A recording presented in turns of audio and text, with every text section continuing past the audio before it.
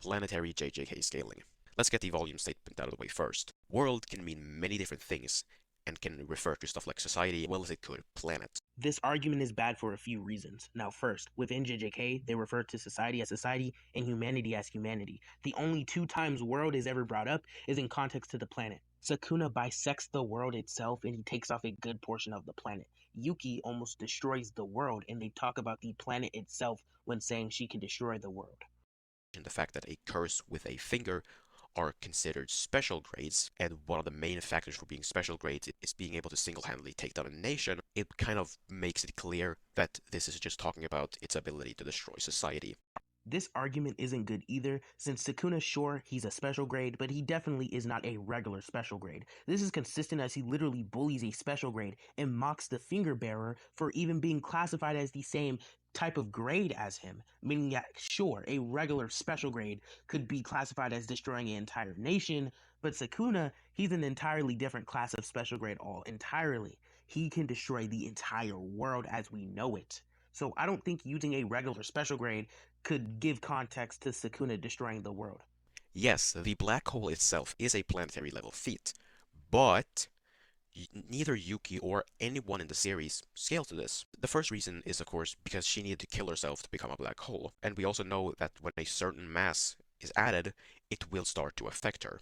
We know that this level of mass that doesn't affect her is not even a fraction of that of a percent of the mass of a black hole. This is simply because the mass she adds to herself is not enough to affect the gravity of the Earth in the slightest. It's literally stated that the black hole or her mass she added to herself literally affected gravity. Where did you get that information from? She also literally counteracted the black hole, meaning she would scale to this. The second reason people try and use this is because Kijaku and Tengen's barrier resisted the black hole's pull, which means they scale to it. That's not even what the scans are referring to. You're butchering the argument. Now, firstly, it's literally said Kenjaku tanked the black hole. He survived the black hole. Not that he resisted getting sucked in, because that was in the beginning, but he eventually started to get sucked in and did get sucked in. Also, Tengen literally stopped the output from spreading. He didn't stop from getting sucked in. He wasn't even like far enough to even get sucked in. So he can't nullify getting sucked in. He was nullifying the output. Now let's move on to speed.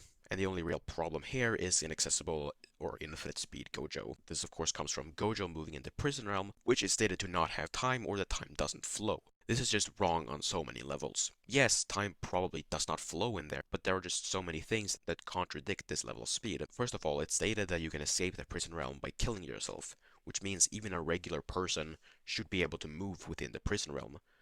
Not really. It's implied that the prison realm has some sort of hacks or ability that can allow them to kill themselves via driving them insane. So this wouldn't apply because Gojo can actually move within the prison realm with his own speed without the prison realm using its hacks or abilities to help him move.